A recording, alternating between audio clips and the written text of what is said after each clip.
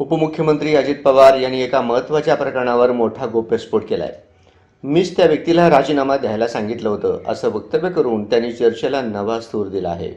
हे वक्तव्य नेमकं कोणाच्या संदर्भात आहे यावर अजूनही स्पष्टता नसली तरी राजकीय वर्तुळात तर्कवितर्क सुरू झाले आहेत. पवारांच्या या विधानामुळे सत्ताधाऱ्यांमध्ये हालचाल सुरू झाल्याचं दिसत आहे. आता या प्रकरणात आणखी कोणती माहिती बाहेर येते याकडे सर्वांचे लक्ष लागलं आहे.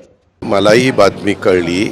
वास्तविक आम्हाला कुणीही भेटायला येऊ शकतं. लोकशाहीमध्ये आम्ही लोकांचं प्रतिनिधित्व करतोय, परंतु ती जी घटना घडली त्या घटनेच्याबद्दल पत्रकार मित्रांनो आपल्याला माहिती आहे. मला समजलं मी ट्विट केलं. समाजकारण राजकारण कसं असलं पाहिजे ते स्वर्गीय यशवंतराव चव्हाण साहेबांनी ह्या महाराष्ट्राला राज्याचे पहिले मुख्यमंत्री म्हणून त्यांनी जी शिकवण दिलेली आहे त्या शिकवणीनं पुढं गेलं पाहिजे.